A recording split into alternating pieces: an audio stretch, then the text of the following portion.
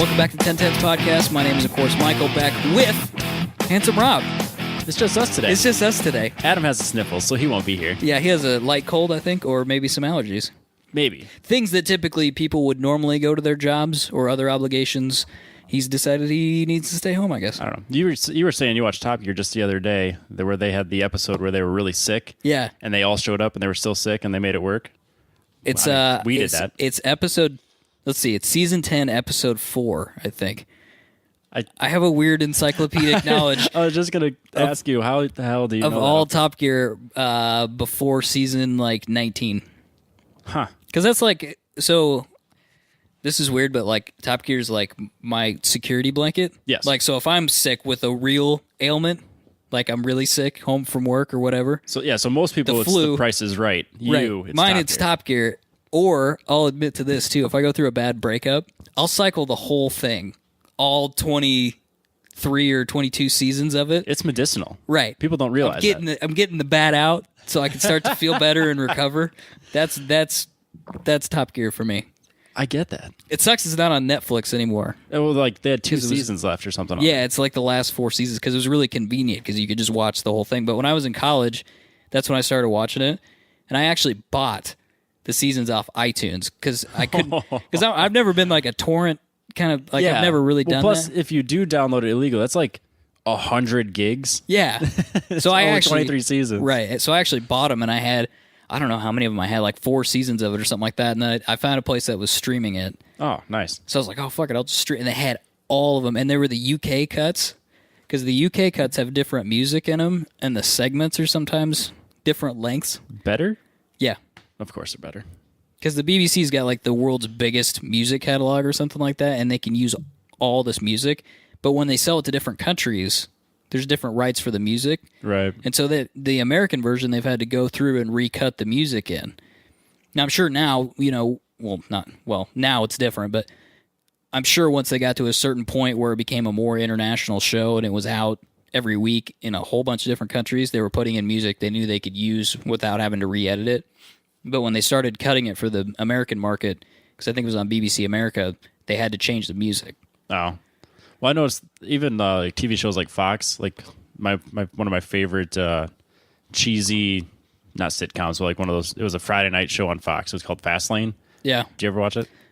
I think I remember that. 2 undercover cops. Yeah. They have the candy store where they keep all the stuff they seize and then they use that to be undercover.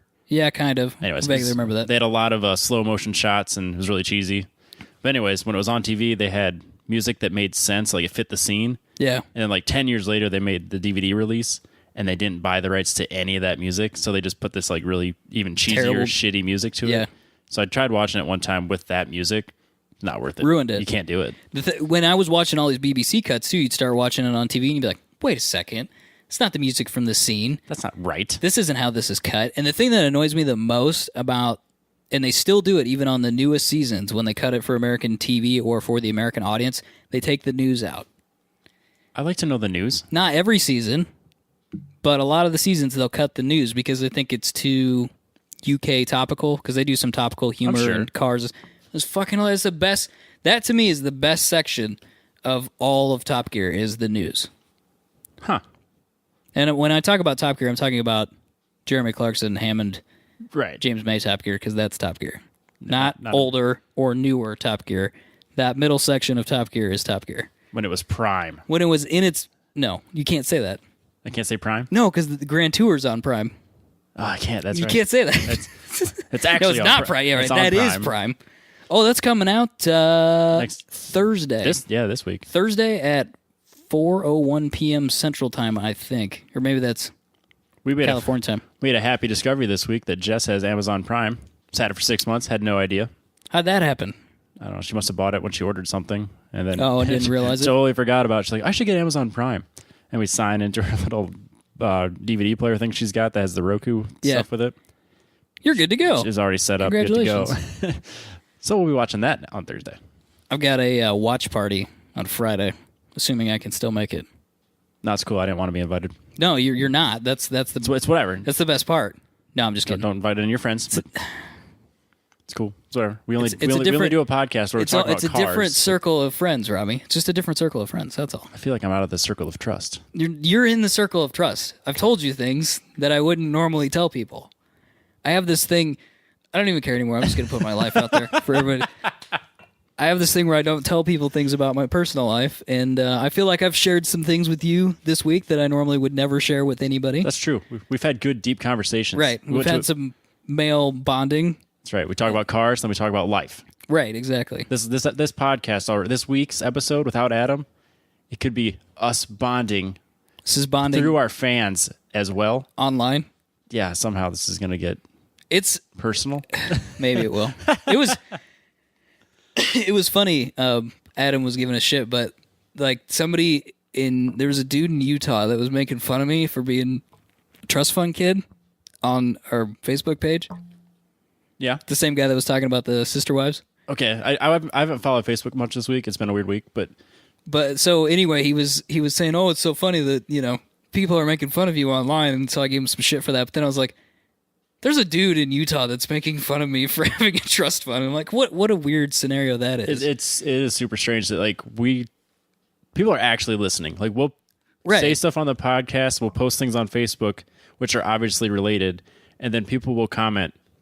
It's only been out for a day, and they've clearly listened. Right. And they will give us shit Right, exactly. about stuff we've already made fun of each other for. Yeah. It's a weird thing. I'll bet it took me 4 months before I was able to adjust to that. I didn't adjust well to having my opinions out in the public. Oh, really? No, like when we first started doing this, I lost sleep over like worrying. Things that you said? Yeah, like overthinking what I said. Oh, I made a mistake. Or like last week, for example, I said it had 28 miles to the gallon when I meant 22. Yeah. 6 months ago, I would You have would have like killed yourself. I would No! I would have lost sleep over it because I'd be so like embarrassed at the fact that I put something out there that was wrong, and I've gotten better at like admitting to like laughing at my own mistakes, Right. Or just once it's out there, and we can talk doesn't about it matter. later. Yeah, Yeah. Well, that's the other thing. I think when we started, like we're doing it's not been a year, we're doing like a weird recap all of a sudden, but when we first started, it was like we were really trying to be accurate and regimented and like on top of shit. And not to say that it's not that way anymore. I mean, we try to be as accurate as possible, but we've just realized that we're wrong about everything. Like everything that you think like, oh, I've known that for years. Like that's a I've fact. fervent belief in this. said, it's and a you just fact. realize somebody goes, no, it's completely fucking wrong. You look it up and you're like, oh shit, I've been wrong about this for years. Mm-hmm. My 240 does not have 800 horsepower. Who knew? It's ridiculous. What's the update on the 240? You think good? I've started ordering parts. I've done a really good job of getting my list of everything that I need. Like I legitimately have like a bill of materials. And I've discovered that while it is a fairly straightforward swap, the sky's the limit on how much how much I could spend if I wanted. So like this obviously going to places that people probably don't care about since they aren't swapping a LS into their 240s. But the oil pan doesn't fit, so you have to order a special one. And if you want, you could get a really cheap one, which is like air quotes on cheap, because you could get one for like $250. And then if you look at the picture, it looks like somebody welded it with their eyes closed, and they're selling a set. Like, oh, this is the economy. Like, this is the best way to get into this. It's the cheap one. I don't trust your welds. And then if you go with like a name brand one, like Sickie Manufacturing or Canton, Yep. like Canton does a lot of GM stuff just in general. Yeah. And they happen to make an LS swap oil pan. If you get the whole kit, like retail price is like $650. Like the oil pan, the dipstick, the relocated oil filter, all that stuff. So like I am taking that into account. Like I have to get an aftermarket fuel rail to make the aftermarket fuel pressure regulator work. Yep. I have to get an aftermarket oil pan, and I have to get a relocated oil filter to make that work. So just little things like that I'm getting my bill of material together. Yeah. So I think it's 90% complete. Stuff's going to come up along the way that I'm going to miss. Yep. So that's basically where my weekend was spent last weekend. And then I ordered a bash bar for the front of the 240, and that showed up yesterday, and that got shipped without any packaging on it. They just sent it? It was made to order. They welded it together. They put some paint on their welds and then slapped some shipping logos on it, and it was out the door. It wasn't even wrapped in plastic Nope. or anything? It was shipped by UPS, so I showed up. I came home from work yesterday thinking, all right, it'll be here as soon as I get home. 6 o'clock rolls around, not home yet. So I went and got some food and came back, and it was sitting on my driveway, just out in the middle of nowhere. No packaging, just Wow. a couple of labels on Is it. it scratched? No, No, it's okay. it's in good shape. Like the welds look pretty good. Were you going to paint it anyway? I Yeah. guess you got to paint it because they just painted their own welds, right? Yeah, it doesn't have like any real paint on it. So That's weird. I primed it tonight, and I'll probably do a better mock-up of it and get my holes drilled, and then I'll actually paint it once I have all that together. Then, of course, I'm going to paint it sparkly blue to match the rest of my yeah? sparkly blue. It's kind of your drifter color now. Yeah, and I think now it kind of all works together because it's drift now. yes. So like when I take my bumper off and I have my bash bar out front, it's going to be sparkly blue to match the rest of my. And I think it'll look good. X-naying the bumper all together. Or are you going to do the rubber band thing? I'll do the rubber band thing. Oh, okay. So that say I go to meet and greet or other car shows, Yeah. You can throw a bumper that body kit will all be back on, and Yep. I want it to look good. Yep. And then if we go to like a track day or autocross or drifting or anything like that, I'll just take all the bumpers off and Leave them in the parking lot. yeah, exactly. So you're going to do all that stuff still? You I think, would you like want to do everything? Yeah, I Okay. would like to. That's always been my goal with this car, is that it'd be an all-around thing. I want it to be something I could track. I want to be able to try drifting.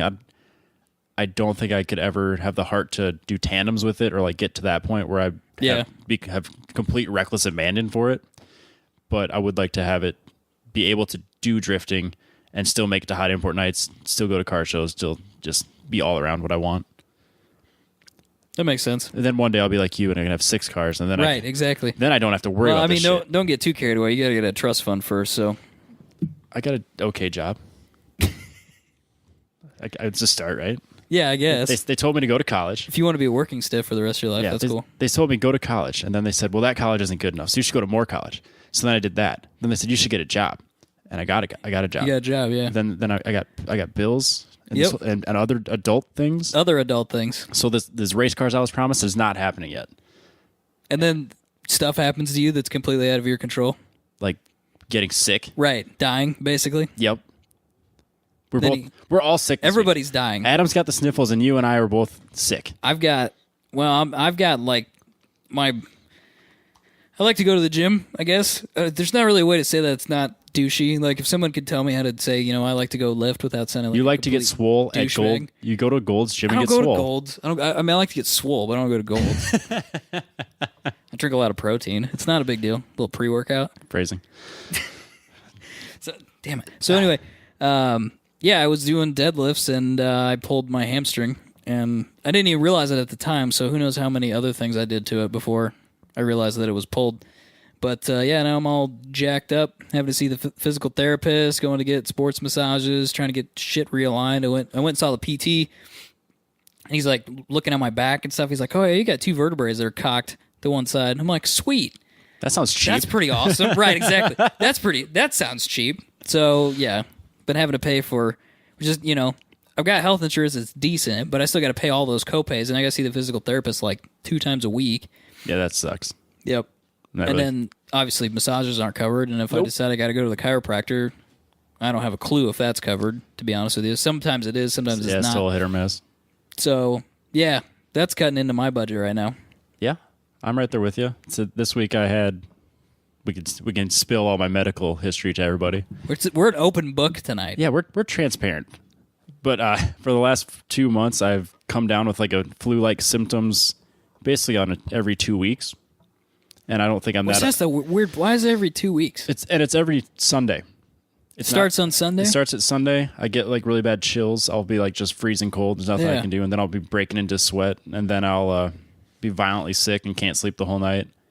And then Oh, you're getting sick too? Like throwing up? that was just this weekend. The other weekends, no. Man. And then I get really achy, like like legitimately in yeah. pain. So then first 3 times it happened, I didn't really think too much of it. And this 4th time was the worst one yet. And I missed work for it for the first time. And then I still felt like crap 24 hours later, and that was new. So this Monday I call the Ask a Nurse, and I explain my symptoms to him. I'm like, yeah, this is about the 4th time this has happened. And her response was, yeah, you need to see a doctor within the next 4 hours. You're for sure going to die. Yeah. That's what she said. Your symptoms sound really bad. I'm like, okay, well, I'm sure it's nothing. I never go to the doctor. Right, exactly. I think in college, the only time I went to the doctor was when I thought I broke my shoulder. And I think that's about it. It was skating injuries. That's the right. Or when I had staples in the back of my head. Yep. Staples in the back of my head, and when I thought I broke my shoulder. That's the only time I went to doctor in college. And then afterwards, I've been to the doctor once since college. Seriously? So this is the first time in 2.5 years that I've been to a doctor. Holy cow! And you're what? 20? Are you 27? 7. Yeah. So that's crazy. So then my first thought was urgent care. That sounds expensive. Yeah. So then I'm arguing with myself, knowing full well I have to go. What's the cheapest way I can go? What's the best route I could go here that I could still have money for my LS swap and other projects that I want to do? And not die. The two goals of this are stay alive. Stay alive. To finish the car. It's one goal. Stay alive to finish the car. How much pain am I willing to live with? Right. If it means not spending money. Just to finish the car. So I go into the doctor's office because I have to do it. And yeah. And then the doctor, he's a young guy, he's probably 30s, and he's we're joking around. I'm telling him my symptoms, and he goes, "I'm stumped. I don't know." It's super weird that it recurs every couple of weeks. Yeah. Like if I was sick for nonstop, it would make sense. So then he goes and just like, I have to diagnose you with something. He goes, illness. Oh my God, it worked. So he was able to diagnose me with illness and then run a bunch of tests. So then he runs my blood work and it comes back and my white blood cell count was at a 28. The normal high is 11. So your body's pissed about something. So he walks in and he goes, I can't believe you're alive. And I laugh and he goes, No, seriously. No, seriously. Oh, fuck. Oh. He goes, yeah, you're at 28. You have a raging bacterial infection. In fact, the doctor next to me asked if you had malaria. Okay. Actually, it's Zika. Thanks. So it's now Wednesday and none of my blood work is back yet. So everything, or not half my blood work is back and everything's negative. So I still feel like garbage. No answers. So that means more tests, more blood work, more money. That's all I can think about is the money. We couldn't just figure this out on Monday and be done with it. Yeah, that's bizarre. That's super bizarre. I can't believe he didn't give you like any antibiotic or anything. The infectious disease specialist doctor said do not treat him until you know what's in him. Really? Nope. Huh, interesting. So hopefully I don't have a deadly bacteria that can spread to everybody. Yeah, we're all going to die for sure. But you said this has been going on for a month, so... 2 months. 2 months? We're probably all right then. I think I'll be okay. If I haven't killed everybody else yet. Adam just has the sniffles, so... We know it's not him. He's fine. He's perfectly fine. Yeah, just sitting at home. So I started looking at the Fiat a little bit. I haven't done a ton with it, but... This is your new one, not your race car? The new one, not the race car, and not the coupe that I used to have. You know, the more I look at that car, the more I like it. I kind of like it. I think it's neat. It is kind of neat. It's kind of a neat color. The paint's okay on it. I think it can be cleaned up. Yeah, you could restore it a little bit. Yeah. Get a little spit shine. Yeah. Do a little bit of polish to it. Try to bring it out a little bit. It's got undercoat on it. It was undercoated. Somebody cared for it. Somebody cared. That's why it's not rusty, because it was undercoated. It sat outside for you. I mean, most of those things rust to pieces. The race car was a rusty piece of crap too, but the guy that had it before me, I think he lived in Altoona. He was trying to restore it to drive it on the road. He didn't have a fucking clue what he was doing. But it's all solid. I mean, he got everything.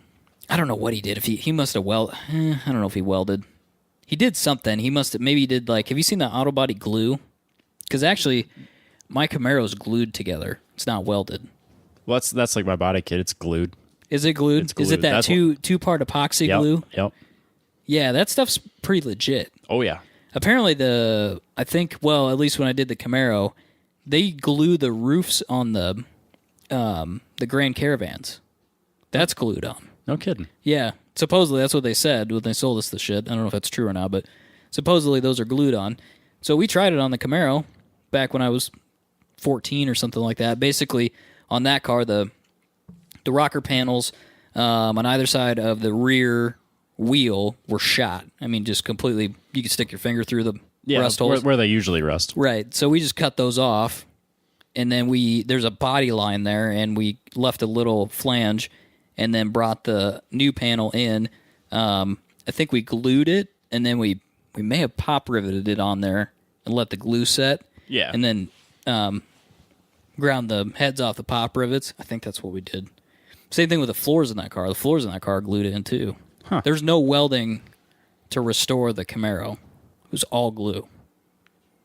And it worked. And it's held up. It's held up for 10 years. Just a little tiny spot I can see where maybe something didn't get coated properly, and there's a tiny little bit of rust, but if I was really worried about it, I could take care of it. Yeah, I could hit it with a grinder and get it cleaned off and get it recoated and probably blend the paint back in, but I'm not too worried about it. No.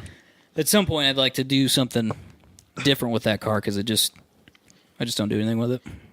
Yeah, I think I've probably seen you drive it twice since I've known you. Yeah, and it acts up, and then I won't drive it because I'm doing other stuff, or I got other cars to drive, and then it's shut up. such a problem, When I have this one car, I want to drive it, but I have all these other cars that I could be driving too. Drive first, right? Yeah. And this one's a convertible, and that one's got T-tops, but this one's got a lot of power. Yeah. But this one also hauls things. Yep. Huh. Yeah. But this one, I don't know, man. Yeah, it sucks. So it's real first world problems. It is a first world problem for sure. But the other day actually, all I had was the Camaro and the Trailblazer, and I left something plugged into the Trailblazer. Ran the battery in. Yep, I remember this. Did I tell this on the show, or I don't think I told this on the show. I don't think so. I left something plugged in, ran the battery dead on the Trailblazer, and so I get in the Trailblazer. I noticed that the lights. I opened the garage door. I didn't really see it, but I clicked the button to unlock it. I didn't see a flash, which normally I would. I was like, whatever. So I get in. I'm still tired. It's early. I don't want to go to work. I go to put the key in and start it, and nothing happens. Not even the radio turns on. Things fucking dead as could be. So I'm like, fuck. So I go to shut the key off. Key won't come out. What? Yeah. So I'm like, what in the fuck is going on? So I'm like, whatever. Screw this. I got the other car. So that car I knew had low transmission fluid. Which the one? Camaro, because the tail seal leaks on the transmission. Oh, okay. So I knew that. I had transmission fluid to fix it because I was going to fix it and I was going to drive it. I'm like, fuck it. I'm just putting the fluid in. I'm going to drive it to work. I'll deal with this shit when I get back home. All right, that makes sense. Get the thing out, the funnel. I had it all ready to go anyway. Pop the hood. Just put the whole cord in there. I'm like, I'll figure it out later if it's low or whatever. Fuck it, close the hood. Go to start the car. Car starts, no problem. Put it in gear, backs out, no problem. I get it on the road, getting onto 235. Ooh. Fucking dies going on 235. No. Yeah. On the on-ramp? Turning onto the on-ramp. Oh, so you weren't like, So I'm like, I'm in the turn lane. Yeah, I'm in the turn lane trying to turn left to get onto the on-ramp, and it dies. Motherfucker. So I'm like, all right, it's cold. It's cold outside. It's a cold day. It's fine. Just relax. So turn the key back to off, put it in neutral, start the car again, car starts. No problem. Put it in gear, fucking dies again. Motherfucker, this is the worst morning ever. And I was like the most tired I'd ever been. I was just like, I just don't want to deal with this shit. I try it one more time, and it starts to go, and it pulls into the oncoming traffic, and then it dies in that lane. I was like, God damn it. So I got it to move. I got it to back into the turn lane, got it to kind of run, drove it around the neighborhood, kind of warmed it up. I think it's got a clogged fuel filter at the carburetor. I'll worry about that sometime. It's always something with carburetors. Right, it's always something with carburetors. So anyway, I put that away. I just said, I don't care anymore. So I went inside and got some coffee and relaxed, and I put the charger on the Trailblazer. You've already admitted the fact we're going to be late today. I've admitted defeat at this point. You know that meme where where it's like Mr. Bean and he's making that weird face and it says when your daily's broken but you have a race car? You remember that meme? Yeah, I've had that. I had that moment where it's not a race car. I was like, fuck it, it's the muscle car, whatever it is. And I was like, oh, I'll just take this. Who cares? Yep. I had that when the Equinox died last year. Because same thing, like it would basically rattle itself to death because that 2.4 GM engine is just junk. So it would. I think I talked about this before on the podcast where it would wear that chain guard down to the point where it would get oil everywhere. Well, so did it just spit oil in the engine bay? Just sit there and spit oil around in there? I think it ruined the seals for sure to the cams, and then that oil got it would just start everywhere, flying out of the front of the motor. No, it was all internal. It would flow within other internal parts. Oh, it would? So it wouldn't. There was gas in the oil for sure, and then the oil everywhere else. Jeez, what a piece of shit. So then, like, it wouldn't. The oil would stay in the engine. It wouldn't go everywhere. Yeah. But there was a bunch of fuel in it. Yes. So, but I'd come up to like a stoplight and it'd sit there, and the whole engine would just shake and be like, Yeah. and then it would rattle itself to death, and then it wouldn't start. So I'm sitting there with my hazards on, every other morning, trying to get to go, and everyone's honking at me. It's like, yeah, thanks. Sorry. Jerks. Yep. But yeah, when that died, I was scrambling before I bought the Rogue. And it was the same thing. Well, I got a running 240, which is a weird thought because I did have a running 240 at some point. It Was reliable. So then I used that to drive to all these test drives. So I was driving to like dealerships. I'm like, yeah, I'm looking for a daily. And everyone's like, let's talk about this car. Can we tell me about this 240? No, I'm here to try out this Maxima. I don't have time for your shit. I want to test drive this car. Okay, yeah, let's pop the hood on this one. No, I have a goal and I have money and I want to do this. So this is what I want to do, not what you want to do. Yep. So I would literally have to pop the hood and show everybody the car every time I went to a dealership. But then, luckily, I found the Rogue. Did you see? At the LA Auto Show, there's a Nissan Sentra Nismo. I think they're doing that with a lot more vehicles now. Are they? I think they were saying that they're going to do Nismo edition random stuff. I did see an article. I didn't read it. Yeah. Because I have no interest in a Sentra Nismo. Yeah. I'm not. You don't like it? You don't think it's kind of cool? What engine does that have in it? No clue. It makes 188 horsepower, though. So let's pretend it's like the Corolla S. Okay. So it's just got an aero package and a badge. Well, I think it's got a lot more power than a normal Sentra. And you can have a 6-speed. Oh, well, that's more exciting. Yeah, or a CVT, but, yeah. But you can't get it with a 6-speed. And it looks kind of cool. But if you're going to... I bet it's Maxima money, though. Wouldn't it be? Think so? I hope not. I mean, if you're going to spend that much for a Sentra, why don't you just spend a little bit more for a Maxima? But what if it's like sport tuned? What if it's kind of fun? That's what I'm thinking. I think a Maxima is a lot better. Think so? That engine is dramatically better. Which engine?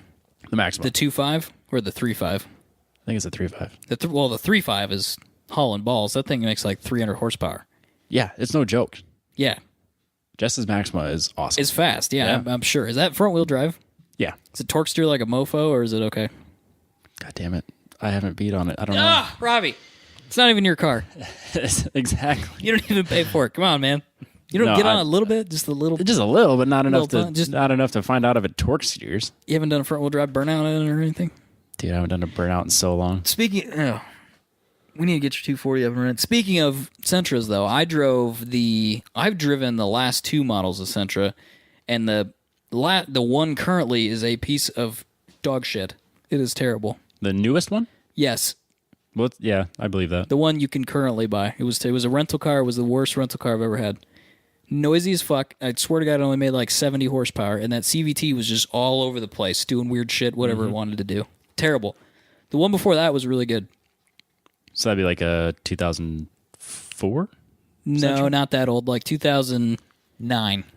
Okay. That was kind of the spaceship looking one, right? Yeah, I think so. Yep. Kind of boxier. Yeah, it was boxier, definitely. I really liked that one. I had a buddy in college, automotive school, that bought that.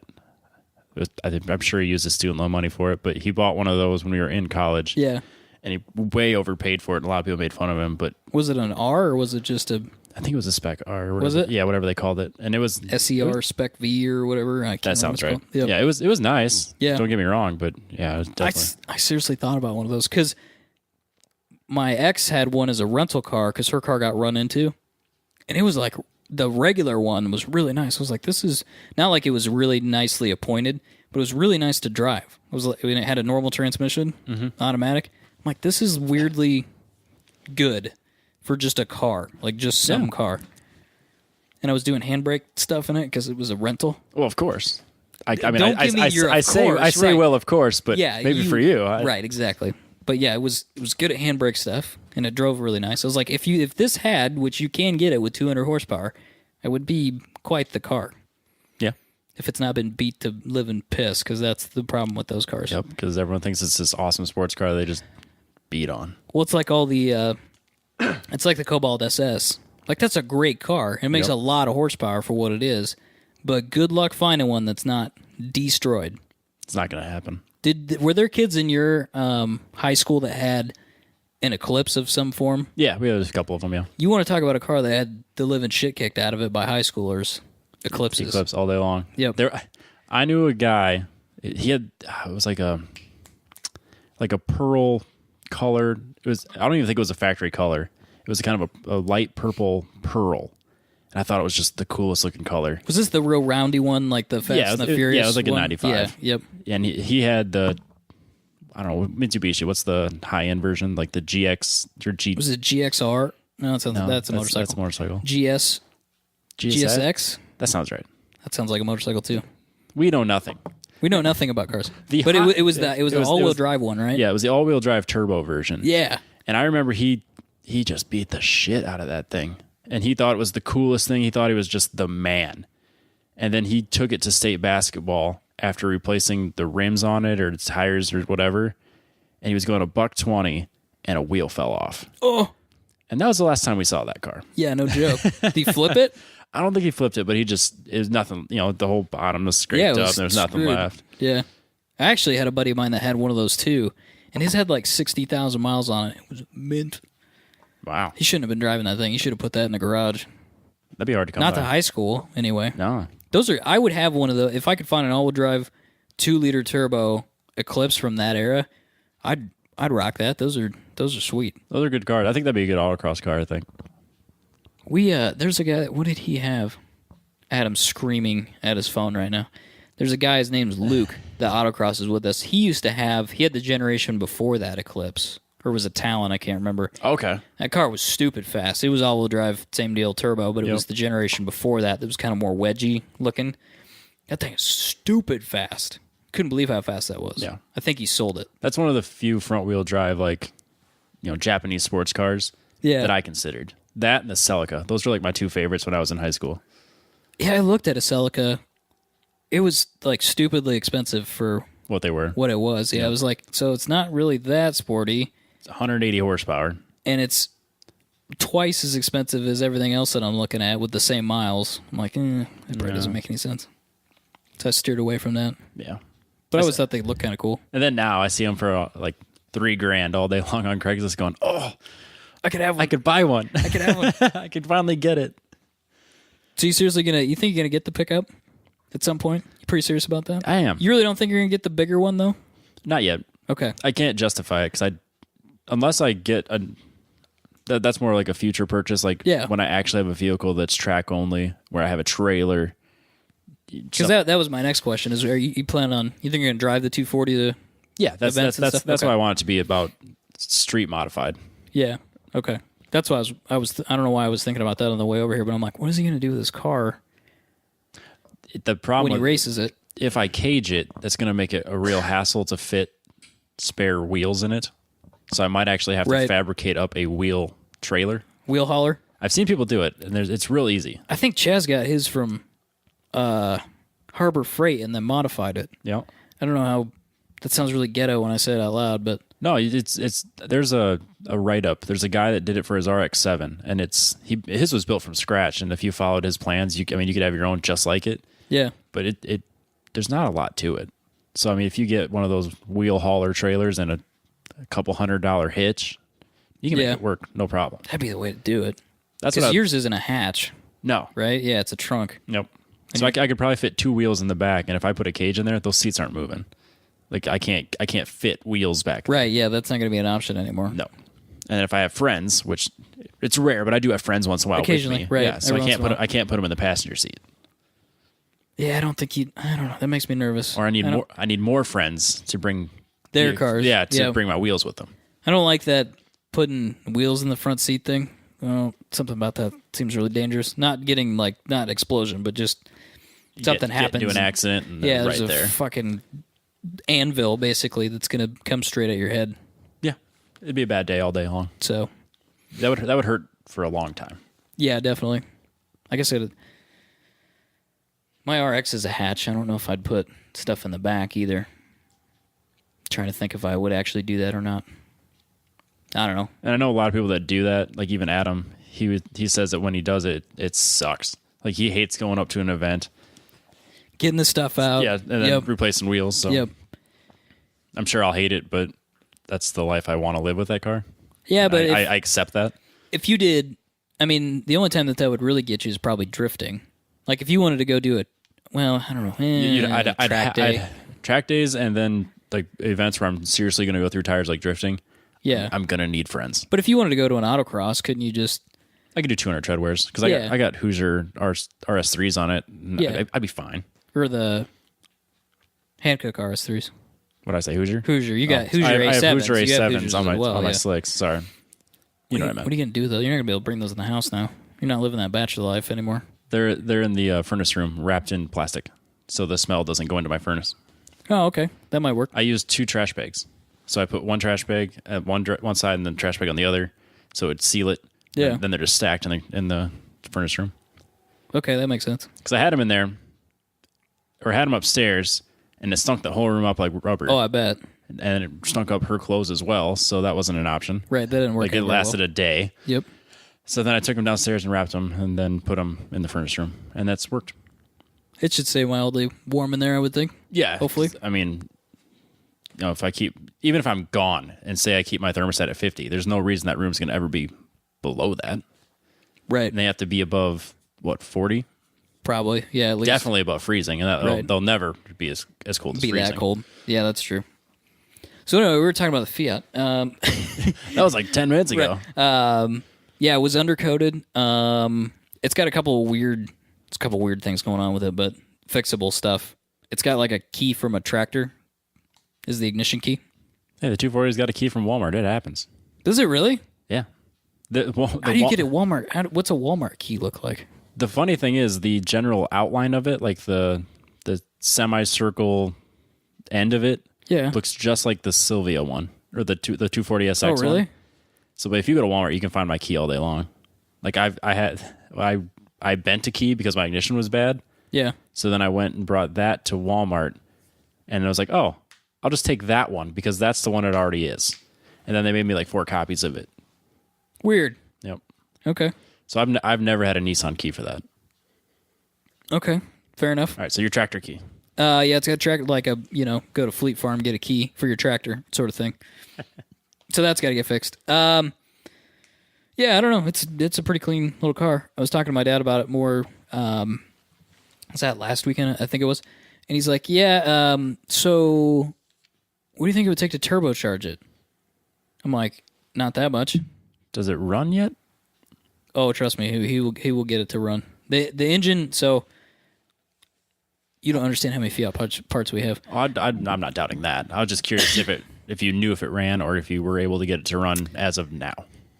No, it's sat with the engine stuck, and so it's currently soaking so that the rings will let go of the cylinder wall. If he can get that loose, he'll get it to start. But he's just been dumping WD-40 in the and that's spark plug holes. Not really the long-term plan you want to stick with. Not really. We've got another 2-liter block and a 2-liter crank and some 2-liter pistons and I think some rods. So we could put together a 2-liter motor to put in there. It would be basically the same motor, but I don't know. He wants to get that turbo manifold and throw a turbocharger on it. And like just a China charger, just $500 just and be done whatever. with the whole thing? Yep. It's a $500 manifold, $500 turbo. He's got to pipe it across. And they made a turbo spider. And if I hadn't promised my intercooler to somebody else, there'd be one sitting downstairs for you. Oh, that intercooler would be huge for that car. Are you kidding me? Bigger's better. It's a small car, Robbie. It's a very small car. Think of all the extra piping and shit that we would have to. Yeah, no. Nah, you'll be all right. I don't no. I'm pretty sure that the turbo spider was not intercooled. I looked at one. I almost bought one. I almost bought a turbo spider. And non-intercooled? I'm pretty sure it's not intercooled. I'd have to look, but weird. I'm fairly certain that it is not. How would that even work? Don't you need that? No, you don't need it. It's just your air charge is going to be a little warm. Yeah, I suppose. Huh. I think it only made, who knows, like 5 pounds of boost or something. They made a supercharged spider as well. I'm learning all sorts of stuff about these little Fiats. It's called it's a little Ferrari, a little Volume X supercharger, and they are fucking sweet. I have a picture of one on my phone. I'll send it to you sometime. Yeah, so I tried to find one of those Volume X superchargers because I'm like, this is the coolest fucking thing I've ever seen. It was $5,000 when I found one. For a $600 car. Yeah, I'm like, I'm going to take a pass on that, I think. Sorry. Well, I'm sure there's not a lot of them. No, I think they only made a handful, and and they put the other ones on Lancias. And they might have been like the Lancia rally car. So those guys are after those, and they have money, and so, yeah. And the one I found was in California, and it was restored, whatever that means. So remanufactured to some spec they made up. Yeah, probably. I'm like, how do you classify a supercharger as restored? What does that mean? That's completely useless information. You polished it up, maybe. Spit on it a few times, wiped it down. It's all good. It's all there. Used a oily rag, kind of shined it up a little bit. So anyway, but yeah, there's a guy in California that makes these custom turbo manifolds for him. So I don't know, it might be something to try. Just see what happens. It'd be fun. I mean, you talked about twin turboing the Camaro. I mean, this would be your. This is one turbo. Yeah, this would be plan A, and then you would use that to fix your Camaro. I need to go back to the Camaro. Stupid ideas on the Camaro. Yeah, but nice. I don't. There's times when I don't even want to work on the Camaro because I just want to 5.3 LS swap it and call it a day. I get that. Like I just one day I just want to unhook, the radiator and just start pulling shit out and pull the engine and just put that over there and not worry about it, and then just get a pulled drivetrain out of a truck. It'd be the quickest engine pull you ever did. Yeah, pulling the SR20 out this time went so fast. Usually before I'd take it out and everything was all delicate. I don't want to scratch nothing. This time it was like hammers and cutting things, and it didn't matter. That bolt doesn't go anywhere anymore. Give me the dikes. That's right. Side cutters for you kids out there that don't have electrician fathers. Do you call them dikes? Have you ever called them dikes before? I don't use that word. Okay, not in this day and age. Excuse me, sir. You have triggered me. That is inappropriate. No, actually, if we want to get transparent, the reason I don't say it is because we were at a party one time. We went to our buddy's concert, and then we were camping. So we weren't partying, we were camping. But one of the girls I was talking to at the time, she brought her friend who was a lesbian, and one of the brothers of the guys that was with us showed up just hammered drunk. And the first thing out of this asshole's mouth was, "Which one's the dyke?" Oh, fuck. And she cried. Like, she cried for a long time. And that's rough. That's like one of the first times I'd seen somebody just like truly get just destroyed by a stranger.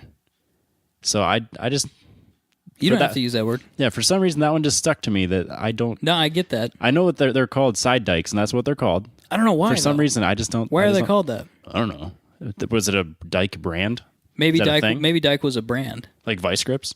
Maybe. We call them Vice Grips. They're not Vice Grips, though. No. That's a brand. It's like Kleenex. Yeah, exactly. We call them Kleenex, but they're not Kleenex. That might be what it is. It's a facial tissue. Yes. We were talking about facial tissue on a car podcast, but yeah, when Adam's gone, we just go wherever we want to go. Well, the truth of the matter is that we had a plan for this show, and then he got had a topic, and then he had a date with his facial tissues. Exactly. That's tying it back in. Thank you, Robbie. This is a full circle professional radio show, Sirius XM. You can catch us on our Facebook page at 1010s Podcast.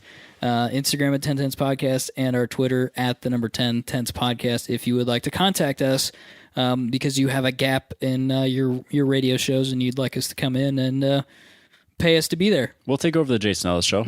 He's doing other things anyways. He's gonna take over Howard Stern when he leaves, so We'll just take over as the new Jason Ellis. I could pull shit for 4 hours a day. Well, yeah, if we had producers, and we could do stupid bits. Oh, I love bits. That's my favorite part. We need a guy that we can, take a RC car and drive it into his nuts repeatedly, because that's basically what they do on that show. Yeah, it's like Jackass on the radio. Right, exactly. Which sounds like it would not work even in the slightest, but it works great. He has millions and millions of followers, so be it. But yeah, I don't know. I have no idea what we were talking about. Now you lost me at facial tissue, or I lost us at facial tissue. We're talking about dikes, and now I don't know how we got here. You were talking about pulling the Camaro engine. Oh, yeah, just pull the damn thing out and just put the 5.3 in. If I could find one that was complete.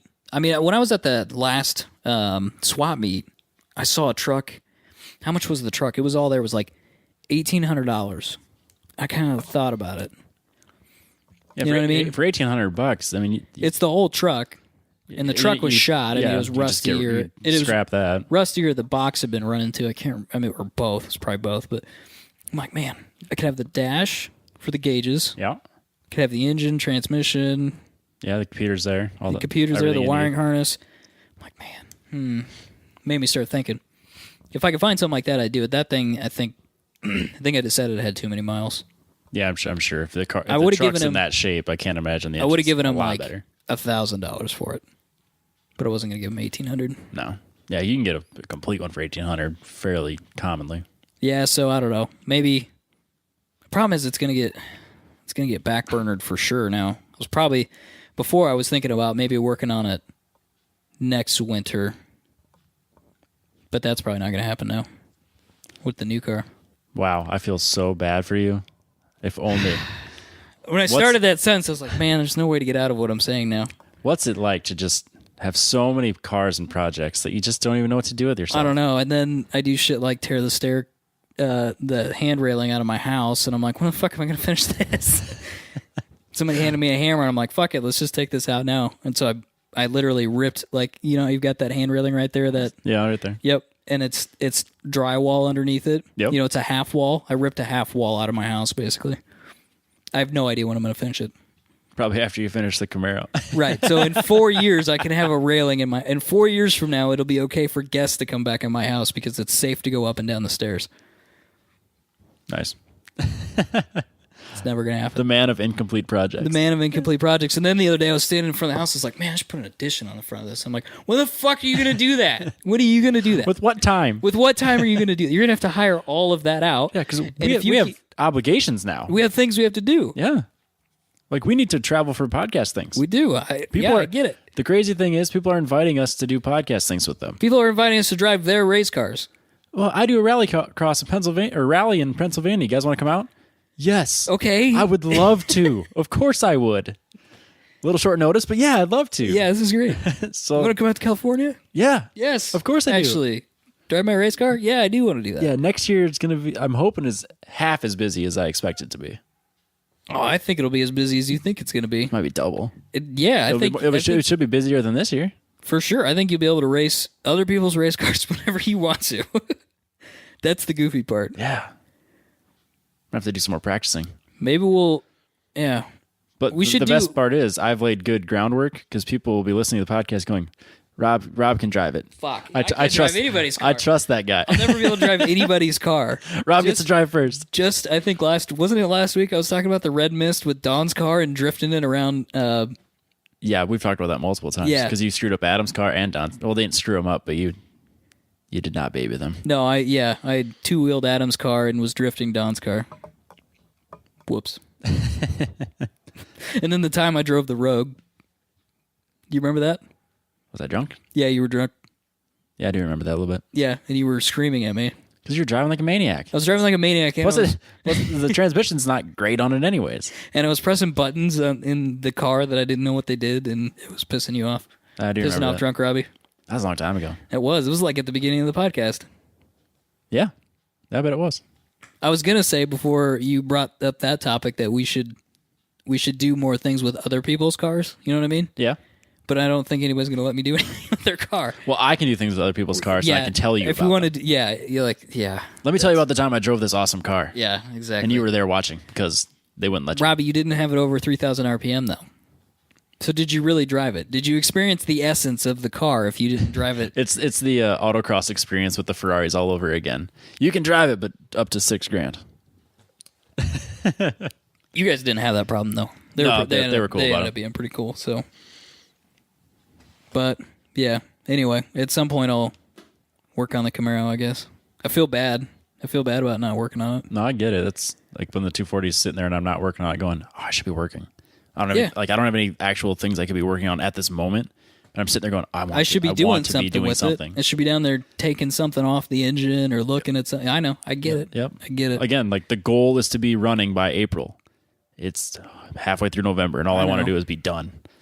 I know. Somebody was just harassing me online about starting the RX. I'm like, he's right, though. He's right. You did make the claim it'll be started by Christmas. I did say that. And I said it. At first I was going to say, I think earlier I said by the end of November. And I was thinking it when I was typing that this morning. I was Then you like, realize what day it was. it's fucking, what is November 6th? I was like, shit, that's not going to happen. Yeah. Maybe what I should do, I have Friday off after Thanksgiving. I should probably go work on the RX-7. It's not a bad idea. That's what I should do, for sure, because I'll be down there anyway. I'm at the shop doing That's what I'm using my last 2.5 days of vacation on. Just projects around the house and the car. Yeah, I might do that, see if I get that started. I've said this before, but I got to ship that ECU out. That's the other thing I just need to be aware of. You know of a place that can do it? There's a guy that he's an LTE tuner. It's pretty cool. He's like really cheap. If anybody listens that has an LTE and wants to know who this guy is, I'll figure out his contact information. But he's like really cheap.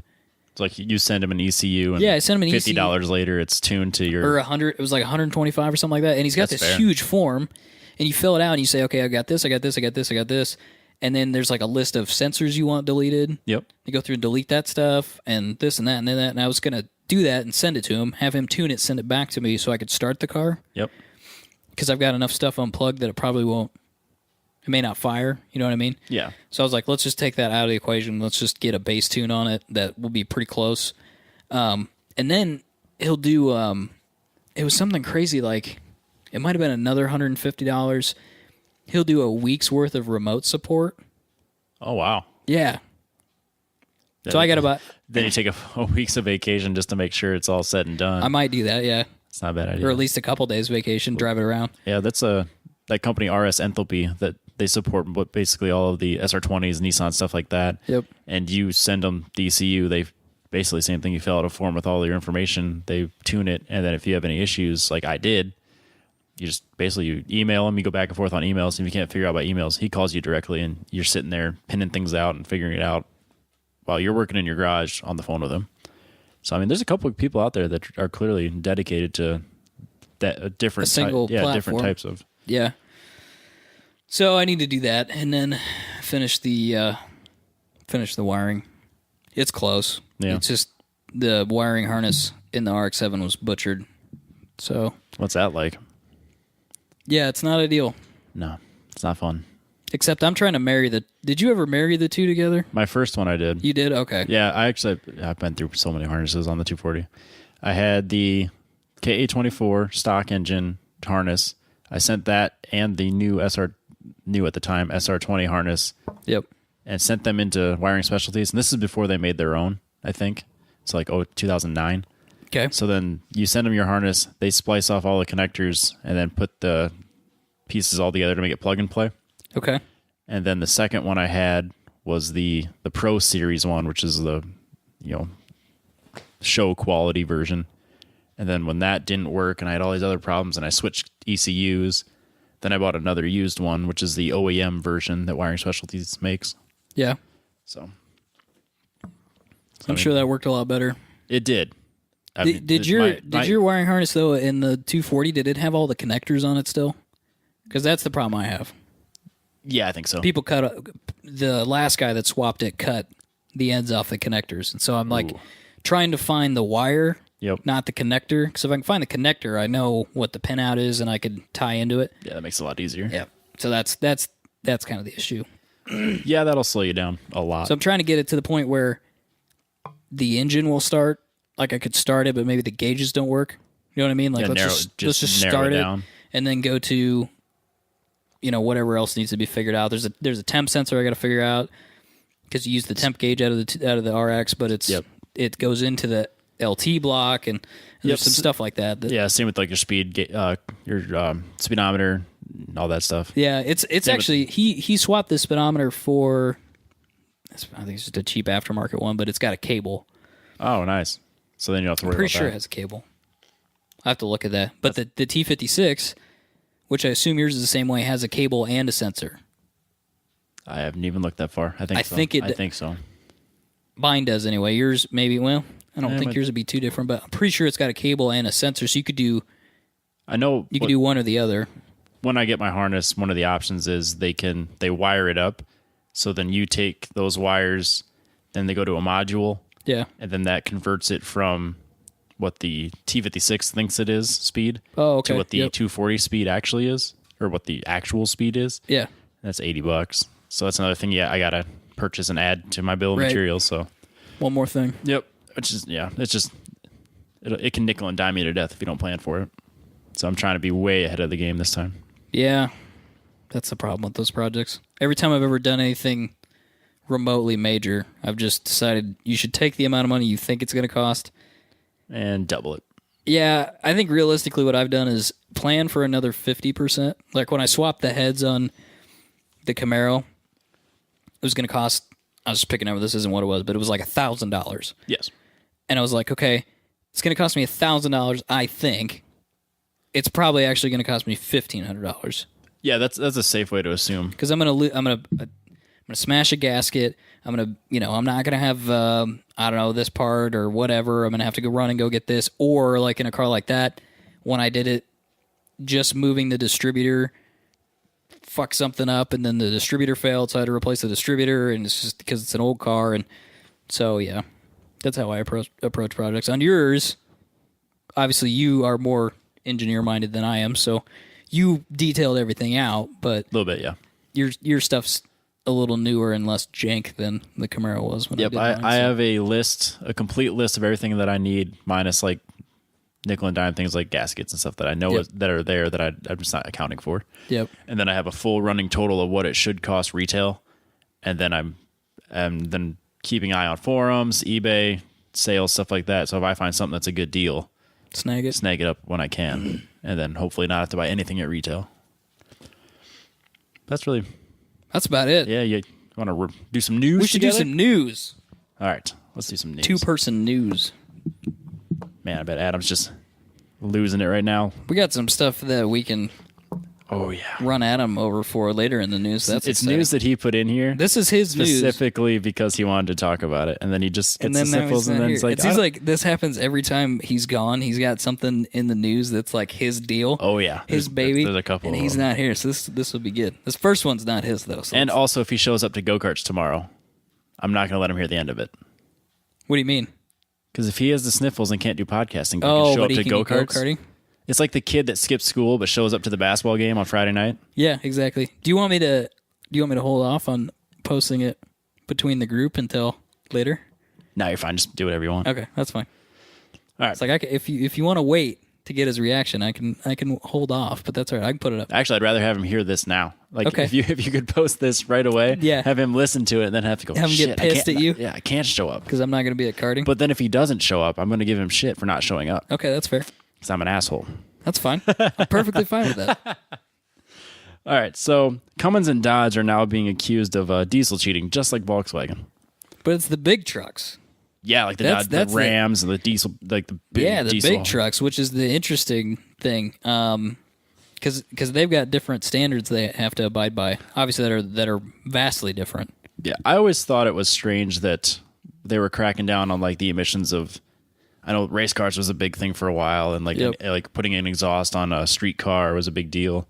I always thought it was strange that they didn't crack down on trucks. Trucks. Because you see the rolling coal guys all the time, and I never understood how that wasn't dramatically worse than just a regular car with a straight pipe. Well, in the state of Iowa, you don't have to do inspections Okay. on vehicles. For people that don't know, that don't live here. So we can kind of get away with murder here. I mean, we can do whatever we want. Oh, yeah. And I don't know for sure. I mean, somebody should tell us on our social media what exactly they test for when they do those. I don't think they're annual. Like maybe every 2 years. They're annual some places. Are they really? I think so. Dang, that would suck. Because I got corrected by saying, sorry, I thought I had to sneeze. But I remember on the episode where we were talking about, I can't remember what exactly the specifics of it, but I said I didn't see a scenario where we could actually police inspections like Japan does. Yeah. And someone corrected me on Facebook saying, we do that in Pittsburgh. Like they legitimately have yearly inspections. God dang, that I would think. suck. It's clearly been months, but Yeah. that one, again, it was one of those things that stuck out to me going, I was wrong. God damn it. You got me. So yeah, it sounds like there's like 500,000 of these vehicles that have been affected. Dodge pickups, and there's something, what's it called? Regen that it's supposed to do? I don't recall about the regen. Yeah, there's something about, let's see. There's a process called regeneration where more nitrous oxide is supposed to be broken down before it's released. Yeah, that's like a $5,000 exhaust system integrated into your Cummins diesel. Yeah, and like if the catalytic converters fail, but supposedly these are failing and they're releasing more nitrous oxide than they're supposed to. And it's like 15 times the legal limit or something crazy like that. So now, basically, this seems to be Cummins' problem, though, because Cummins builds all the engines for Yeah, but they're in bed Dodge. together. I mean... Oh, for sure, yeah, definitely. Because Cummins isn't making the exhaust complete. No. So, I mean, you got... Cummins is making an engine that's putting out 15 times more pollutants than it's supposed to, and Dodge isn't doing an exhaust system that can handle it. But then they're also... Obviously, to add insult to injury to... Not only they're failing the test, but they're rigging it, so they're adding... I'm not even sure what they did, but they're doing what Volkswagen did, and they're giving false positive results. Yeah. So when they get tested, they say, "Oh, it passes," but that's because it cheats the system. Right. I wonder if this... I don't remember what the numbers were for the VW one. I wonder if this is bigger. At least this is starting out with 500,000, and this is the first lawsuit. Right, and they're claiming no wrongdoing. But yeah, Cummins was for... We're like, no, this isn't... With all of these diesel ones, I have no problem believing them. Anytime one of these comes out, I go, yeah, but no kidding. I wonder how prevalent this is. I wonder if this is... I was thinking about this. I wonder if this is one of those things in the auto industry, if you're an insider, you just don't talk about. That everybody cheats their emissions test. Yeah. Everybody does it. Well, and that was another thing I was thinking about, too, is the EPA, the government, they've been cracking down on miles per gallon. They've been cracking on emissions like really heavily, even more recently in the last 10 years, say. Yep. So, I mean, the initiative to go to 54 miles to a gallon on a vehicle across the whole platform is ridiculous. Yep. So I also have no problem believing that the general automaker gets together and they're all like, yeah, we can't make this, so let's just fucking cheat. Yeah. Like, don't say anything. Wouldn't it be easier just to pay the fine and we can all agree nobody's going to get there? We'll never get there. We'll just pretend we get there and we'll all look the other way. Yep. And then now people aren't looking the other way. Yeah, and it's like Mitsubishi got caught too, right? Overinflating tires. Yeah. I mean, yeah, I'll guarantee that somebody's job at almost every one of these facilities to find a way to pass that test. Yeah. Not legally, just pass the test. No one cares how, just pass it. Yep. Yeah, I wouldn't be surprised, honestly. I would not be surprised. So anyway, they may get sued for that, or they are in the process. They're in the process of being sued, I think. And it may become a class action lawsuit at some point, but yeah, it's not good. It'll be Dieselgate America, which again, if that happens, I predict that Duramax will be next. Oh, probably. Well, now I would think that they'll just go through and just pick everybody. Why wouldn't you? If you were the EPA, why wouldn't you just go down to Bob Brown Chevrolet and just buy one of the new Colorado diesels? I mean, if you've got the money and you can justify it, just go buy the truck and figure out a way to do some real-world testing on it, right, and see what the actual emissions are. Yeah, quit going to the manufacturer to get one and just randomly find one. And figure out a way to change your test, because that's the problem with the at least the VWs, is that it knew it was on a dyno. Yep. Because they dyno them to test the emissions, and it went into cheat mode. Yeah. Test them in the real world, change it up. I mean, maybe that's all they need to do is just change it up when they bring them a car. Okay, we're doing it. Yeah. On the road. There's 10 different tests they could do, or instead of just doing it on the dyno with a 20-minute test, or however minuscule it would be. Right. Literally, they take that car and they test it beginning to end for a frickin' month. Right. Yeah, they're gonna have to do something different. But I think you're right. I think everybody's gonna be under the knife here pretty soon. Yeah. Yeah, we were complaining about the EPA having too much control, but now it turns out that everyone's cheating. Right. It's probably only going to get worse. Yep, I would agree with that. Scary. That's what else? Chevy's doing something cool. They at SEMA, they unveiled a Camaro that's aimed for us autocrossers. I thought this was interesting because they used the 2-liter turbo version. I liked it. Which is the cheap way to go. It's the cheap one. Which maybe that was their point. Let's do it with the cheap, or this is an easier motor to tune than the not the 6-liter, but the V6. Yeah, because the the Camaro and the Ford are different. The rental spec, I'll say in air quotes, of the Ford is the V6. The rental spec of the Chevrolet Camaro is the 2-liter turbo. So the base model, the cheapest one, is the 2-liter. Huh. It's their not. I don't want to say it's not a performance engine, but it's their lowest output of the engines available. Oh yeah, without a doubt. So I just thought that was kind of interesting. They decided to use that motor other than the V6, but it makes sense because there is a. They did do a tune on it, I think, right? It said it had a. Yeah, they changed up a little bit on it. They did a tune. They have the high performance shocks. They lowered it. Had 6-piston brakes on it. Stiffer stabilizer bars, strut bars, stuff like that. So it's just, if you bought a Camaro, like the cheapest Camaro you could get, yeah, and you threw a couple $1,000s worth of bolt-ons on it, maybe a little more, yeah, it's kind of what you would get here. It's a very good way. And these will be great 5 years from now when they're used and cheap. Cheap, yeah. But yeah, if you're buying a new car for the purpose of autocrossing and you don't have the money for like a Corvette or anything like that, this is perfect. Yeah. I think it's a great idea. And I like the fact that they're focusing on the beginning, like the people that are just trying to get into the sport, yeah. So it's grassroots to me, I guess. Yeah. Yeah, it's a good way to approach the market. I mean, everybody goes after the big dogs, you know what I mean? Yeah. The big money. The Cobra Jet Mustangs. Do you know anything about those? A little. It's like probably because I'd never buy one. I'll never know. It's so like there's no point. Well, the same thing with you can still buy a Copo Camaro too. It's like I don't even know how much money it is. $80,000, $100,000. It's a drag car. Oh yeah. You're basically buying a drag car from Chevrolet or from Ford, and they're super expensive. They're super rare. You know, they kind of got some collector value to them as well, and you know that's a big fish. I mean, I'm sure they make tons of money off selling a Cobra Jet. Yeah. You know, and it's good publicity for Ford, but, you know, this is a different way to approach it, and it's probably a good call because, you know, somebody buys this, so they really enjoy the platform, you know, they get some brand loyalty, you know, they buy several sets of wheels or whatever, you know, they may upgrade to a Corvette at some point. Yeah, or get the track edition instead of the autocross edition. You know, get the V8 right. with get all the the V8, same. Get the 1LE, or get a Z28, yeah. Yeah, exactly. And at the same time, you go with the 2-liter, you're getting something that can handle an autocross course, and they do have it tuned so that the power band starts lower so that it's in boost more. Yeah. So they clearly thought about it. The people that designed it were thinking cone course. Yeah. So you need the power down low. So and that was taken into account. The one thing I thought was kind of strange was that they went with 20-inch rims. That seems huge to me.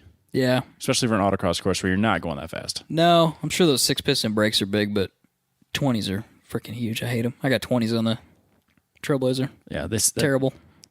I don't know. I know, like that's the trend. Like, look at all the like Chargers and Challengers. Yeah, they're all 20s. Wheels are huge on those. Why are the wheels so big? You get at that point, aren't you losing performance? Like when they're that big? Well, you got there's like a ratio of you got to take into account of, first of all, cost of tires and cost of the wheel. Yes. And the weight of the wheel. What's the wheel weigh? Yeah. I don't know. I don't know for sure what it weighs, but it's probably quite a bit. Yeah. It's got 285s, 285 35 20s. What was it? 285 is that first number? Yeah. Holy shit. That's a big tire. That's a lot of tire. 285 what? 35. Damn, that's an expensive tire. Mm-hmm. That part kind of sucks. That's not ideal. Yeah, like you'd think they put them on like 17s. You know, something with, again, like you put a 235 on it. Yeah, I wonder if you could get a 17. I used to say, and I kind of still abide by this statement, there's no reason to have any wheels bigger than 17s. Yeah. I kind of still abide by that. I might go to 18, but I'm kind of still sticking to 17. Yeah, I'm right there with you. Because you can get, like, if you've got giant fucking huge brakes, you can get a 17 that's designed to go over giant brakes. Yeah, like because like all the track edition brakes, like especially I know the 240. That's kind of what I go back to, but you can put a CTSV 6-piston performance brake, the 350Z track edition, basically anything like that, and a 17 will fit right over that. Yeah. So like I have the 300ZX track edition with 350Z rotors. It's 12 and 3/4 inch diameter. Yeah. That's a big freaking disc. That's enough. Anyway, so yeah, I'm not a fan of huge wheels. No. Not a fan. But I was going to say, this has got something. Do you know about active noise cancellation? Because they talked about this on this car. It's bizarre. I'm not super fancy like that. I don't need a Bose system in my track car, but it's a fun idea, I guess. Because they took away all of like the noise dampening stuff to take away weight and blah. But do you have any idea how it works? It gives you like white noise in the background to like cancels. Fascinatingly amazing. Okay, so you look at and your audio nerd engineering is coming out. Whatever. So you look at an audio wave, like a single, just pick a single audio wave. It's a sine, right? It's a sine frequency. This is a wave. It's a wave. What active noise canceling does is it takes that wave and it creates the same wave, but does 180 degrees. Yeah, it offsets it. Offset. So in theory, and it does work in a perfect environment, you can't hear the note because it cancels it out. In theory, like I said, in a perfect laboratory environment, it works. I'm not sure how it works in a car. I think how well it works. It seems to work because a lot of luxury cars are doing it. Yeah, Lexus is big on it. Bose it's kind of their thing, especially with like their headphones stuff like that. It's noise canceling everything. Right, but it's fascinating that you can take sound and take more sound and make no sound. To me, that's really fascinating. You're such an audio nerd. You're a fucking engineer, man. You don't find that fascinating? I do. I think it's crazy, but at the same time, when going back to being an autocross track car, I want the noises. I want to hear every little thing that's going on. I think you turn it off. I assume you can. It sounds. Plus, you're not listening to music while you're driving. Right. It sounds stupid, but like you said, if they took all the deadening out of the carpet and stuff, and all they got to do is program it into the radio, and then that's a pretty cheap way to fix. Yeah, and if they have a fancy Bose system in there already. Yeah, I think they're assuming they want this is this guy's only car.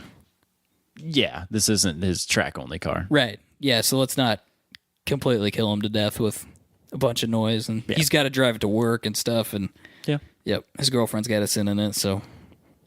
Look at these guys thinking about everything. I know. They're just thinking outside the box. What else we got? Oh, Adam's going to love this. Okay. Delta Wing. They're not doing the Daytona 24-hour endurance race, and they're killing the endurance program. Because Delta Wing, there's a bunch of other reasons, but one of the things is they are not meeting the qualifications for the race anymore. Yeah. They were giving them the blessing to run in the 2017 Daytona 24. Yep. And then now they don't have the funds, the spares, any number of other reasons. So they're not running in that. And then ultimately the whole program is dead. Cool. What's the next story? I don't want them to kill the program, I guess. No, This car has been so plagued with so many problems. It kind of never had a chance. And it's kind of been dragged out for years, literally. It's legitimately a cool car. I think we said when we talked about it, we've talked about it since episode 1. Literally. At some point we said we were going to post the Chris Harris video, and we've never done it. So maybe we should do that when this comes out. It is absolutely it's a fascinating piece of engineering, legitimately. It's got bicycle tires on it, basically. I mean, quite literally. Yeah, it's skinny. It's like those little drag tires in the front. Yeah. So, I mean, it's a genuinely interesting car, and I think there's a lot to learn from it. It's so obscure that it doesn't really fit anywhere. Yeah. So that's the problem. Like, you're doing these 24-hour races with like GT classes or LMP1 classes and stuff like that, and it doesn't fit. And and that's been its Achilles heel since day one. It's too far outside the realm of what's accepted class-wise. Yeah. So then now they don't fit anywhere. And then Panaz, on top of that, is going a completely different direction. And they're creating a sports car called I'm not going to get this even close, Avezzano. Okay. Avezzano. It's got 2 Z's in there, so I don't know. Avezzano. Abba-Zaba. Abba-Zaba. So they're going with a GT4 style race car, and they're going to use what's going to be a street car in the Abba-Zaba. That's not right. So they're going to go towards that and make a GT4 race car out of it. And I think that makes sense to me. Yeah, because they could sell them. If they're going to put a bunch of money into making a race car, they could easily take that technology, dumb it down for the streets, and sell it. Well, that's get always something back. That's always been their thing anyway, because you can buy one of their street cars. Yes. So that makes perfect sense. Or you could buy it in race. I'm pretty sure you can buy it in race spec. I'm sure you could. Well, I'm sure you will with this car. That makes way more sense for them anyway than the Delta Wing, because what do you do with it? You can't sell it. No, I can't drive it. Right, you can't sell it to the public. You can't sell it as a race car. It's too weird. No. There's no parts for it. No. So but I thought the Avezzano was a pretty cool looking car. So they have look it up. They have a few pictures posted of it, and it's very it's obscure. I'm not even going to try to describe it, but I like the way it looks, and I think it'd make a really great looking GT4 car, and something I would actually buy. So to me, this is the right direction for a business. Financially, this makes sense. It is kind of neat looking. It is very Pan-Oz, though. It's got kind of a Pan-Oz look to it. It looks like a Ferrari 360 from the back. With some Porsche stuff in there and some Jaguar stuff in there. It's got some Jag. It's got some Shelby. It has a lot of S2000 in it. Yeah, it's kind of neat. I like it. Got a hatch.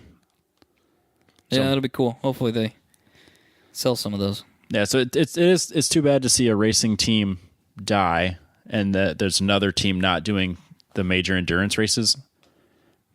But I think you'll see more out of Pan-Oz here moving forward. Yep. So that makes sense. What else? Oh, so Audi wants to grow the Audi Sport and add 8 new RS models by 2018. This is really important to you, isn't it? It's really important to me. Is it important to you? Yeah, check engine lights for everybody. Yeah. I don't care about Audi. Although I did see an R8 here in town the other day. Did you? Yeah. It had the carbon fiber stuff that Adam likes on it. Yeah, I'm not a fan of the R8. I was going to post on Instagram as a spotted car. I still haven't done it. But Adam loves that car, and it's not that I'm going to be honest, it's not that interesting. It's cool looking. It's not even that cool looking.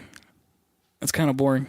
That's where I stop. I'd rather have you know I don't like Audi. If I'm going to have a Lamborghini, I'd just rather have a Lamborghini instead of a Lamborghini that says Audi on it. That's kind of my approach to it. That's just me personally. Like if I want to spend 800 or what do they cost? Like 120? Use one? Who knows? Sure, yeah. They all cost a bunch of money. Then who knows? They're all broken. I'd rather have something else personally. Oh yeah, if I spent that kind of money, I'd get anything else. So anyway, they're going to make a whole bunch of RS models. So they're kind of going the Mercedes AMG route or the Yukon Denali route, where basically everyone, it's the top trim. Yeah, it's the top trim. So every vehicle they make is going to have an RS option. The 2008 Audi RS4 was pretty sick. It was 4.2 liter V8, 420 horsepower, I think. Yep. All-wheel drive, pretty sick. Not a clue. Pretty sick. Would never own one, though. Yeah? What's something like that cost? Used now, for a decent one, probably 35 grand for like a 2008. 35 for a 2008 used vehicle. Yep. And my thing about it is I had a normal Audi, and it was terrible. Yeah. And now all of a sudden it's got a high-performance V8 engine in it and a whole bunch of other shit Less reliable stuff. Way less reliable. Much more expensive. So I would never want to touch one. They made a Audi RS6 that was like it was the 19, I don't know when, it was like 2002, 2004, I think, when they made this. Bi-turbo V8. I can't think of anything I would like to own less than a bi-turbo V8 Audi. I would love, could I borrow one for a week and then give it back? Let me find the quirks to it and the fail points. Right. And then, then you can have it back, and then I can talk about it. Yeah. Don't ever make me deal with that. I saw one time, and it was expensive when I saw it. It was probably 5 years ago, and it was 30 grand, I think. It's a pricey car, and it was like a 2003. And I'm like, that's fucking sick, and I never want to see it again.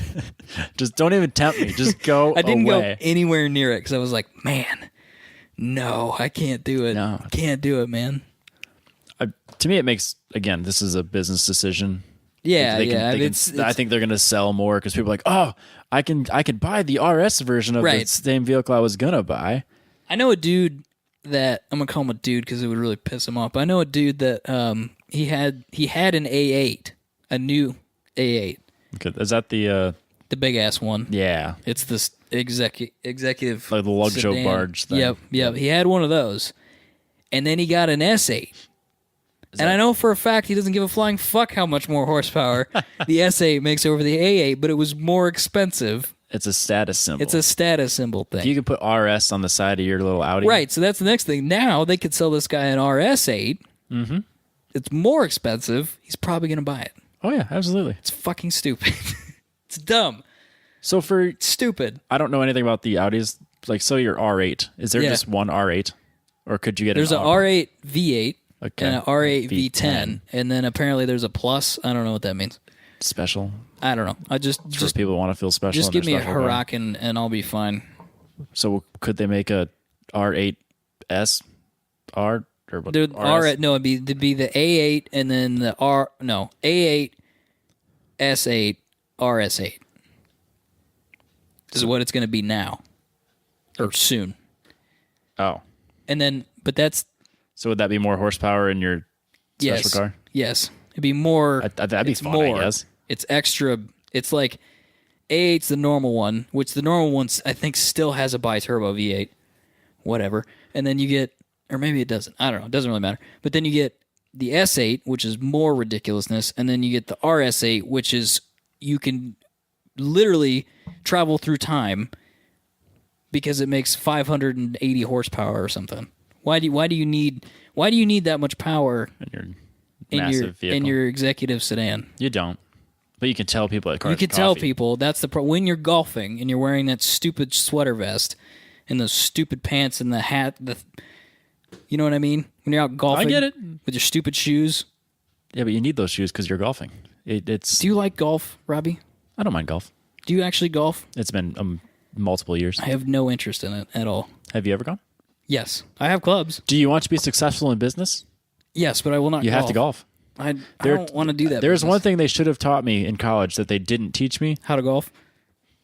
If you want to be successful in any business, in any platform, an engineer, a doctor, a business, I don't know, business things, managing things, Manage. you need to know how to do multiple things. One is you need to know how to golf. And two, you need to know how to drink. Yeah, Because you do need to know how to drink. I know that firsthand. I remember my first business trip out of college. I was telling my mom about it, and I was like, yeah, we went out to drink the minute we got there. And, we're like 6 beers down by the time we got out of the airport. And then at dinner, it was $40 worth of booze plus our dinner. Yep. And she goes, I can't believe it. And I was like, this is how it works. If I want to rub shoulders with anybody higher than me, Yeah. I need to drink toe to toe with fucking them. drunk all the time. If I can make them look like a little girl that can't drink, Yep. I'm awesome for some reason. Yep. And then now, of course, I really don't drink anymore. But I know, dude, but it's if- true. It's 100% true. Every business trip I've been on, I've been fucked up the whole time. yeah, It's ridiculous. I have not had more than 2 beers in one sitting since June, since Grid Life. yeah. But if I get pulled into a business trip, I don't have a choice. You're going to have to start drinking before. I will drink the week before my trip, and I will have to drink on my trip. Yeah. Because I want to be successful at my job. You're going to have to do like beer exercises. Yeah. You're going to have to train up to the amount of beer that you need to be like drink. Beer Fest. Yeah, exactly. People just don't get it. Man. That should be a senior class at any college. Have you been to Iowa? That's all we do. That's different. I don't think They I don't had teach you. You just binge all day. I don't think I had a sophomore year. I'm not really sure what happened in You were there. 2000. What year would that have been? Exactly. 2010. I don't clue. think existed. It was 11? just, I don't just know. a blur. Well, no, it's not even that. It's just gone. Wow. So Audi again. Who cares? They did an Audi thing. Okay, great. What's up next? So this 19-year-old got, I guess, more than pulled over, arrested for driving 208 miles per hour in It was Oklahoma. 208. 208 in a 2011 Mustang. How did they ever find him? So apparently he turned onto the what's the turnpike? It's in Oklahoma City, and it's their oh gosh, I had it. Anyways, it's their turnpike toll road that cuts through the city, And I was Okay. looking it up on a map, and Oklahoma City kind of looks eerily like Des Moines when you look at their interstate system. Okay. Because Square. Yeah, you have one that cuts through the bottom and then kind of loops around and goes north, just like 235. 235 does. Yep. And then you have one that goes up and around and then meets back up with it at the top of the city. Yep. Just like 80, 680? Yeah, 80. Or what That bypass. that Yep. bypass. And then if you follow that bypass out of town going northeast, it's basically a straight line for 100 miles. Okay. So I don't know where he got pulled over or where he was at when they found him.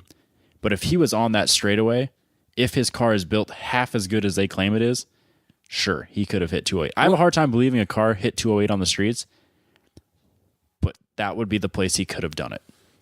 What'd they say that had been done to this supposed Mustang? Did they say? There's no information on the actual vehicle of what they did to it.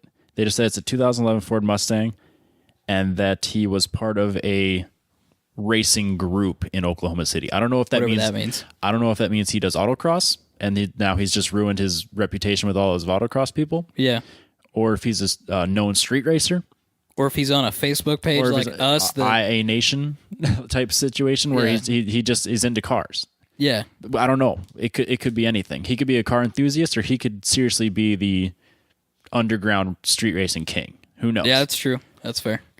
doesn't- My question was like, what? I mean, a Mustang's just not going to do. I mean, you can put as much power in a Mustang as you want to. It's just not going to do 208 miles an hour. No. Because you're going to run out of gears. Yeah, your top So- speed stock on a You're just gonna run it's out like of- 170, isn't it? Like a Maybe, but I mean, I know that there's, at some point you can't overcome the wind resistance, and therefore your top speed is limited by wind resistance. But there's also a scenario where you run out of gears, like you just don't have any. You're in 6th gear, you're at 7,000 RPM. That's all you get.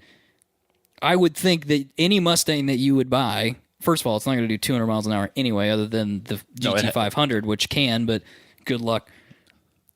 I just don't think it will go that high. So if this is true, this is an extremely heavily modified car, horsepower, drivetrain, rear end, the whole deal. Oh yeah. I'd be curious to see what this car looks like. Yeah, that I searched at length trying to figure out anything about this car, and no one knew anything. There's nothing left of it now because it's clearly crushed. Yeah, it's gone. They took that car straight from where they pulled him over, And they just immediately they went put it in the straight and just crushed it. There's nothing left of it. And he was he got clocked at 84 going onto the interstate. They pulled up behind him. He took off, foot to the floor, gone. Yep. And then they clocked him again at 167, I want to say. Damn. And then I think he got pulled away again. And then they clocked him again at 208. And then they pulled off. Yeah. And they caught him at a stoplight. So What a moron. Why wouldn't you run the stoplight? because he doesn't want to get hit by a big truck. Well, so he clearly, I was looking into this, trying to see if anyone could comment or had anything relevant to say to the situation. I don't know Mustangs. I know that they don't go 208. Yep. But someone was saying, say he got on the interstate, half a tank of gas. Yep. How long is it going to take you to burn through that tank of gas going 208? Not very long. No. So he either burned through that tank in the time it took to get away from that cop, or he burned out that engine and he was just trying to hide. But yeah, probably. That's possible. he just happened to That's where pull off where yeah. a cop was already kind of in that area, and he was just dead to rights. Man, that's crazy. Have you seen that video of the dude in the Ford GT running from the cops? I haven't seen that. Okay, I should share that because it's fucking terrifying, dude. I was watching one the other day of a guy.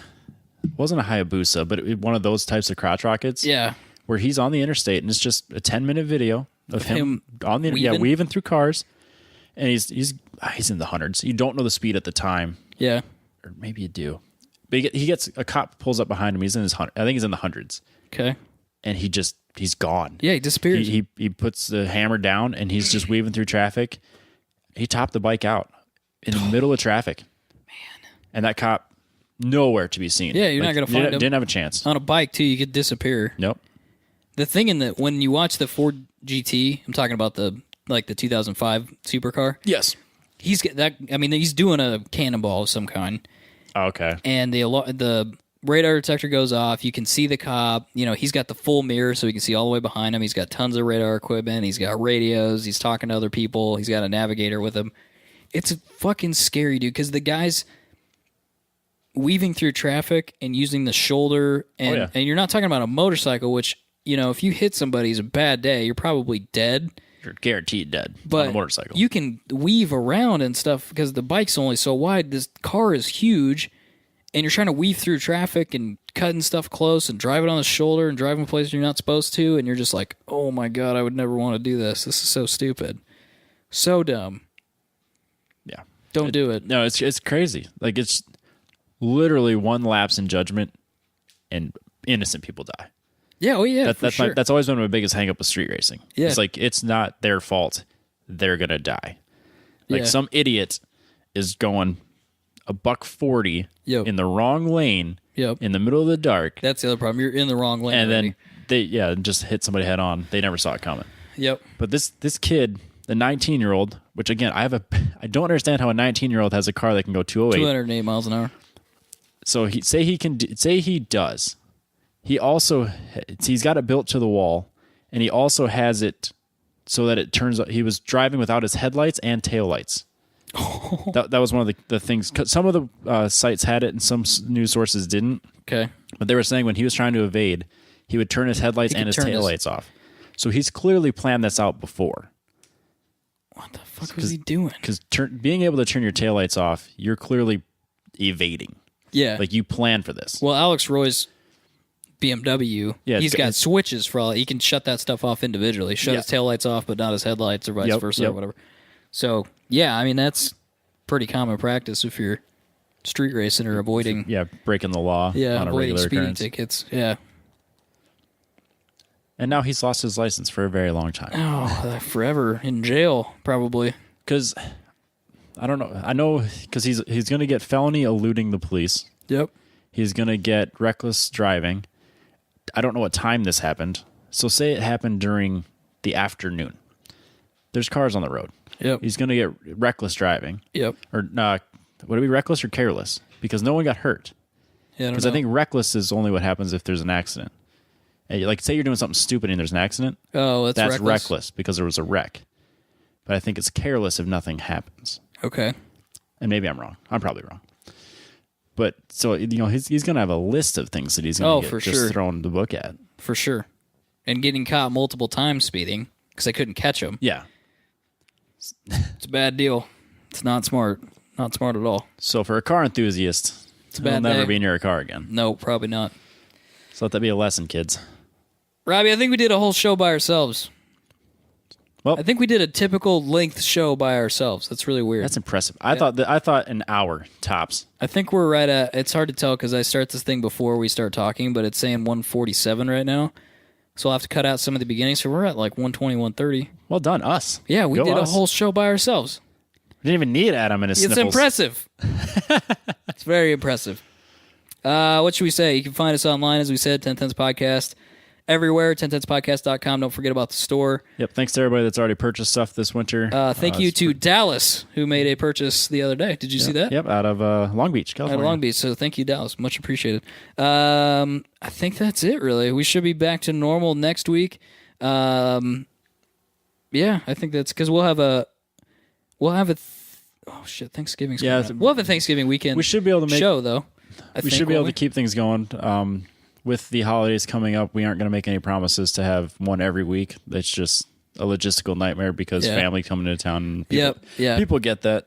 So random family showing up I didn't know about. Yep, the best we have every intention of having one, but the holidays are probably We'll do everything we can, but please forgive us if we miss a week. It's because of the holidays. Yep.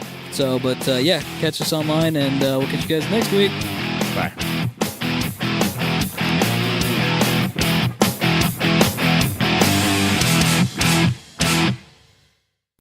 I'm dying for sure. Might be dying. I think I'm dying. Have you considered not dying though? I thought about it, but I don't know.